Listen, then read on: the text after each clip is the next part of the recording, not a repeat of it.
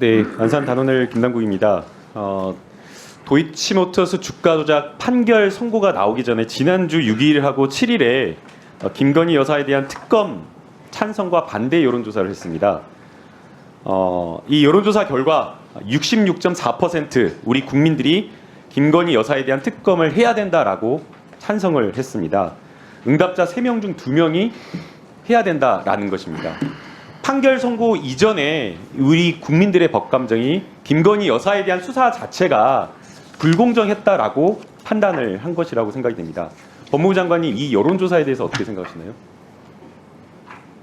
어떤 사법작용은 여론조사에 좌우될 문제는 아니고요. 제가 기회를 주신 말씀드리지만 저는 이 내용을 떠나서 이 지금 현 단계가 이 사안에 대해서 특검을 추진하기 굉장히 법적으로 구조적으로 어렵다는 점을 한번 지적은 한번 아까 드리고 싶습니다. 충분히 들었었는데요. 그러니까 이게 네, 지금 기존에 있는 판결문을 기속되지 제가 않겠습니까? 듣겠습니다. 네, 시간 아까 충분히 답변하셨으니까요. 네, 아마 판결 선고를 보고 선고 이후에 판결문을 기사로 접한 많은 국민들께서는 김건희 여사에 대한 수사를 하지 않은 검찰과 우리 법무부에 대한 굉장한 어떤 비판이 높아졌을 거라고 생각이 됩니다.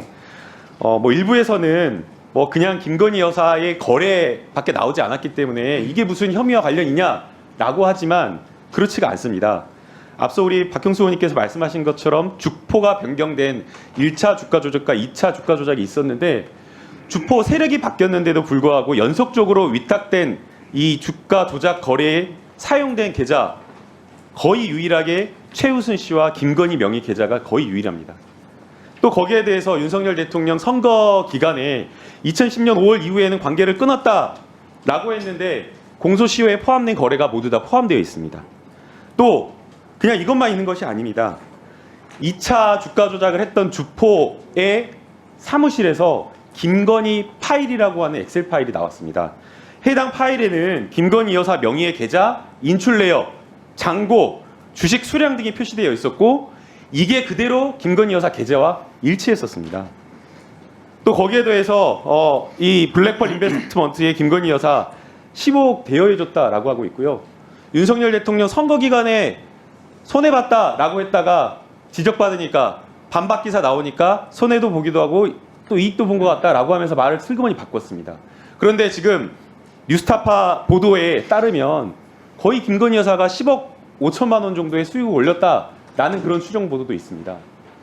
이런 정도의 공모와 관련된 여러 가지 혐의가 있었다라고 한다면 당연히 검찰이 서면 조사가 아니라 소환해서 조사를 하고 압수수색을 하면서 철저하게 수사를 했어야 됐는데 소환 조사 한번 하지 않고 그냥 서면 조사를 그쳤다.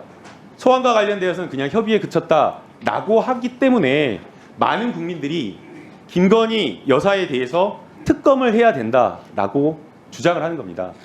또 대통령실에서는 손모 씨와 관련되어서 야 봐라 전주가 손모 씨 이렇게 무죄를 받았으니까 괜찮은 거 아니냐라고 이야기를 하지만 손모 씨 같은 경우에는 특별한 이 주가 조작 주포라든가 권오수라든가 이런 사람들과 주식 매매와 관련된 여러 가지 문자나 의사연락 이런 것들이 없었다. 다른 어떤 공모조장이 없었다라는 겁니다. 그런데도 불구하고 손모 씨는 기소를 했습니다. 그런데 지금 그에 반해 김건희 여사 같은 경우에는 무수히 이렇게 많은 여러 가지 공범이라고 볼 수가 있는 그런 증거들이 나왔는데도 불구하고 제대로 된 압수수색, 소환조사, 철저한 수사가 없었다라는 겁니다. 그렇기 때문에 지금이라도 공소시효가 남아있기 때문에 검찰이 철저한 제대로 된 수사를 해야 된다라고 생각이 됩니다.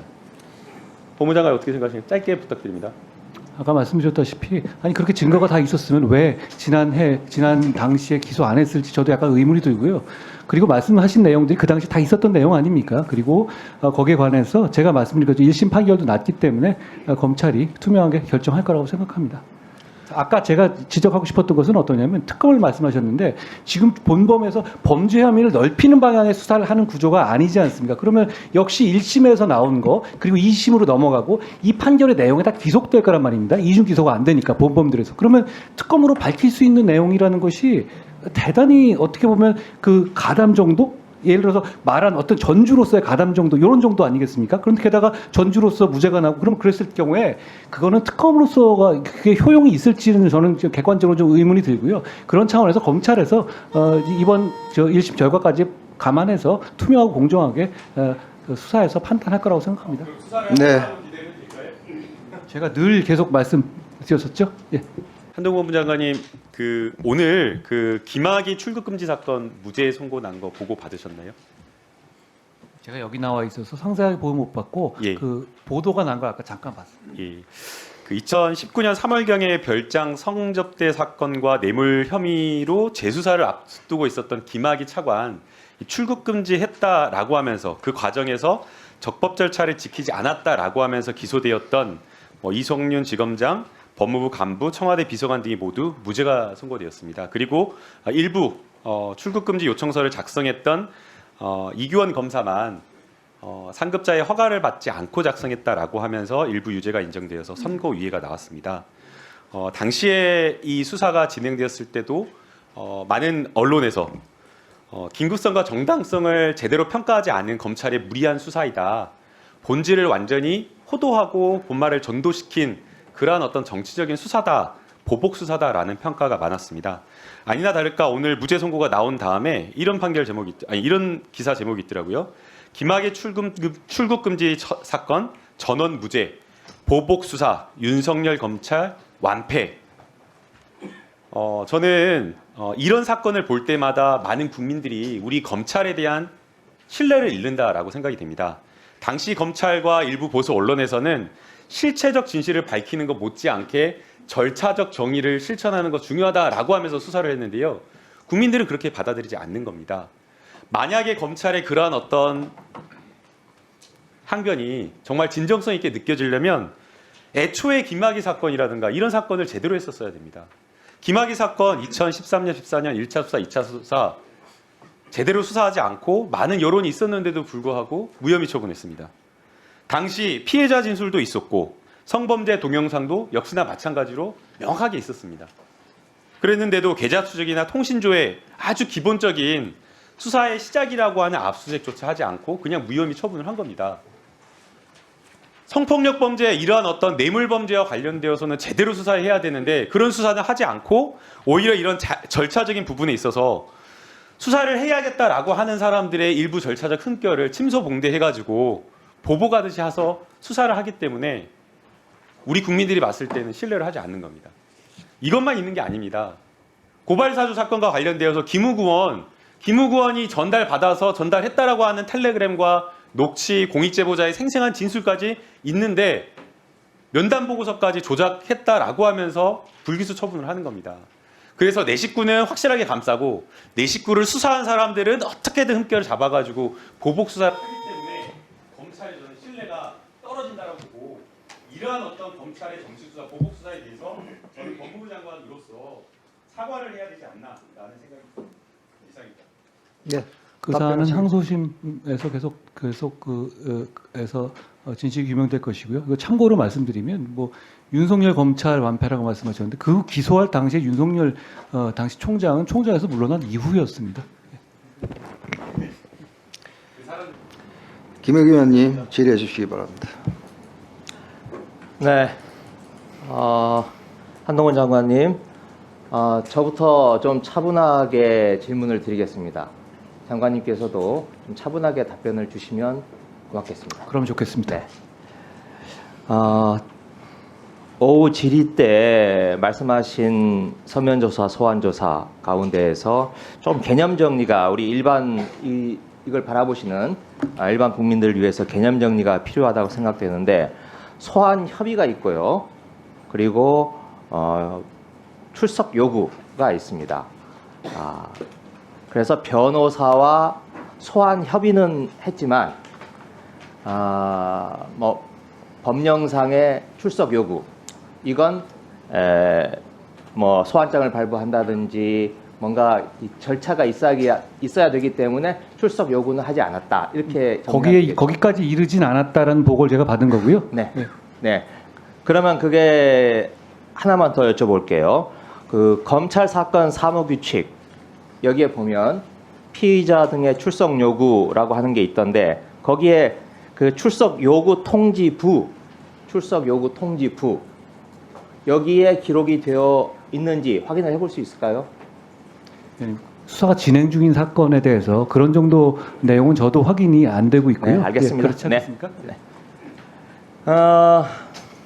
제가 오후에 한덕수 위원님. 총리 아까 말씀하셨을 때 제가 서면 조사 있지 않습니까? 네. 제가 나중에 언론 보도 보니까 4월에 MBC에서 서면 조사를 했었다는 보도가 한번 있었던 것 같습니다. 제가 오늘 처음 한 말은 아닌 것 같아요. 네네 그 김건희 여사와 관련돼서는요 서면 조사뿐만이 아니고 무슨 체포영장 발부 뭐 여러 가지 종류의 기사가 나갔습니다. 하지만 우리 법무부 장관님처럼 그 중요한 자리에 계신 분이 공식적으로 이 문제에 대해서 서면 조사를 말씀해 주신 건 처음이라는 의미에서 예. 그건 의미 있는 말씀을 해주셨다. 예. 제가 그런 의미입니다. 다음 한덕수 총리와 관련해서 그러니까 제가 말씀드렸던 소환 협의, 뭐 소환 통보, 출석 요구 이런 게 일반인들은 저도 헷갈려요. 네, 그래서 한덕수 총리께서 그날 대정부 질의 때 뭐 소환 통보를 받았다라고 했다가 말을 번복하는 이런 과정은 저는 얼마든지 있을 수 있는 일이라고 생각을 하는데 그런데 여하튼 일국의 총리께서 스스로 하신 말씀을 거둬들이는 것 이건 좀 체면을 구기는 일인데 이거 법무부하고 상의를 했다고 법무부에 문의를 했다고 했거든요. 근데 장관님께서는 대정부 질문 다음 날 보고를 받으셨다고 하니까 장관님하고 상의하지는 않으셨을 것 같고. 저도 그런 내용을 확 모르고 있었으니까. 네네네. 근데 그건 아까 말씀하셨으니까. 그러면 그런 정도의 답변을 하실 분이라면 제가 보기에 오늘 출석하신 간부들께서 하셨을 것 같은데 혹시 총리실하고 상의하신 분이 계십니까? 총리실 실무선에서 물어봤다는 정도로 제가 보고받았습니다. 네. 근데 하여튼 뭐 총리께서 그렇게 말을 스스로 그것도 자청해서 말을 거둬들이신 걸 보면 용산에서 요청이 들어왔던 게 아닌가라고 하는 게 제 추측입니다. 뭐 답변을 요구하는 건 아닙니다. 총리님께서 네. 보도 받은 기억 정도로 말씀하셨던 것 같습니다. 네, 다음 아까 박범계 들어오시네.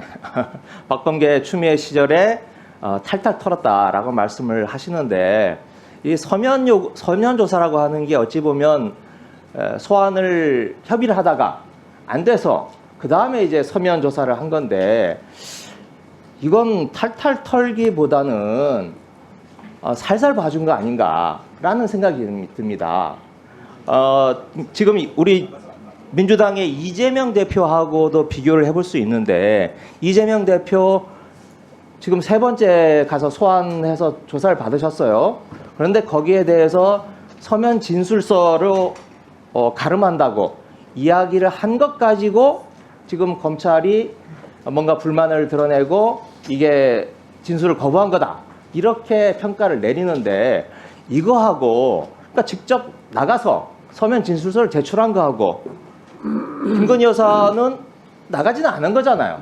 서면 조사서는 냈다 할지라도 저는 이 두 가지를 잘 좀 형평성 있게 처리를 해 주십사라고 부탁을 드립니다.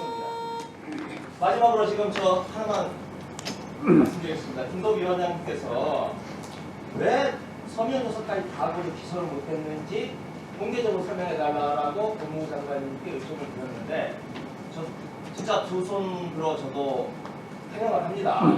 네. 아니 서면조사까지 다 했고 이분이 피고발인 아닙니까? 그리고 여기 앉아계신 최강욱 의원께서 2년 전에 고발을 했는데 다른 사람들 다 기소까지 했으면서 피고발인에 대해서는 서면조사까지 다 받아놓고는 왜 무혐의 해도 좋습니다. 뭐 어떤 조치해도 좋은데 왜 결론을 못 내리는가에 대해서 많은 사람들이 의문을 가지고 궁금해하는 겁니다. 그래서 우리 위원장님께서 말씀을 하셨으니 저도 적극적으로 동의를 하고 우리 상임위 차원에서 공청회든 청문회든 열어서 좀 직접 한번 듣고 싶습니다. 적극적으로 검토해 주시기 바랍니다. 감사합니다. 예, 감사합니다. 예. 위원장님.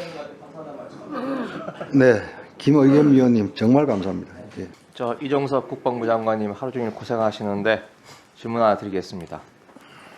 지금 저 사시는 곳이 한남동 공관 타운 아니시죠? 예, 그렇습니다. 네. 지금 무속인 천공 수사를 하고 있는데요. 제가 그 육군참모총장 공간 CCTV에 대해서 자료를 요청을 했더니 답변이 이렇게 왔어요. 국방부에서 온 답변입니다. 보존 기간이 30일이라서 보관하고 있지 않다. 이런 취지인데요.